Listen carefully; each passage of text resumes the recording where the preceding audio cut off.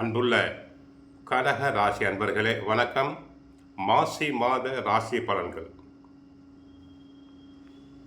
கடகராசி அன்பர்களுக்கு விரயஸ்தானத்தில் குரு வக்கரமடைந்திருப்பதால் செலவுகள் அதிகரிக்கும், பிரச்சனைகள் கூடும். குடும்பத்தில் தேவையில்லாத வாக்குவாதங்கள், கணவன் மனைவியிடையே ஒற்றுமை குறைவு உண்டாகும். சிலர் குடும்ப நிகழ்ச்சி சம்பந்தமாக அடிக்கடி வெளியூர் பிரயாணங்கள் செல்ல வேண்டியிருக்கும். பிறருக்கு கடன் கொடுப்பதையோ வாங்குவதையோ ஜாமீன் கொடுப்பதையோ தவிர்த்தல் வேண்டும். திருமண முயற்சிகளில் வெற்றி காண்பது கடினமே. சில சமயங்களில் தவறான வரனை நிச்சயிக்கக்கூடும், கவனம் தேவை.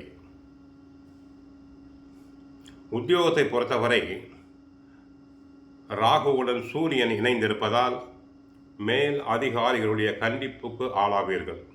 தாங்கள் உண்மையாக உழைத்தும் கூட நல்ல பெயர் தங்களுக்கு கிடைக்காது. மற்றவருடைய வேலையையும் தாங்கள் சேர்த்து செய்ய வேண்டியிருக்கும்.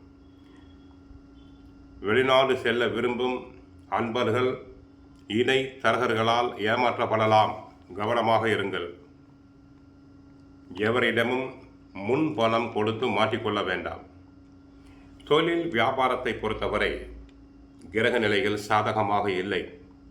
ஆகவே தொழிலில் அகலக்கால் வைத்தல் கூடாது, அதிக முதலீடுகள் கூடாது. தொழிலில் நேரடி கண்காணிப்பு தேவை. தொழிலாளர்கள் ஒத்துழைப்பு குறையும். பார்ட்னர்களுக்குள் கருத்து வேறுபாடுகள் உண்டாகலாம். பொருட்கள் தேக்க நிலை அடையும். ஏற்றுமதி இறக்குமதி துறையில் உள்ள நண்பர்களுக்கு கையை கடிக்கலாம், நஷ்டம் வரக்கூடும், கவனம் தேவை.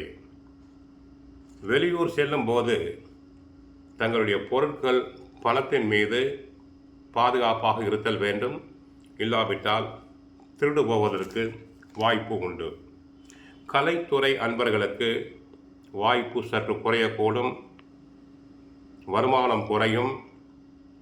சினிமா நடிகைகளுக்கு புகழுக்கு இழுக்கு உண்டாகும். தங்களை பற்றி வீண் பலிகள் வரும், கவனம் தேவை.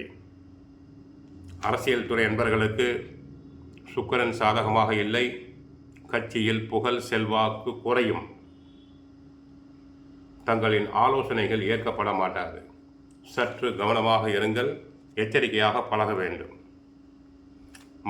மாணவர்களுக்கு படிப்பு சம்பந்தமான கிரகம் சாதகமாக இருப்பதால் நன்றாக படிப்பர், நல்ல மதிப்பெண்களை பெறுவர்.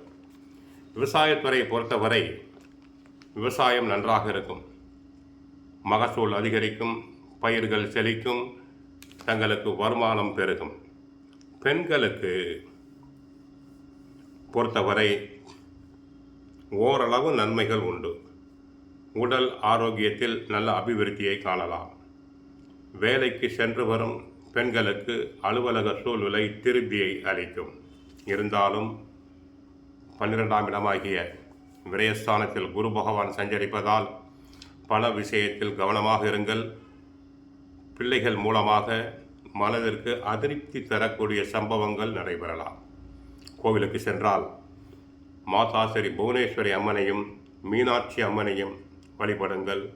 வாழ்க வளமுடன், மங்களம் உண்டாகட்டும்.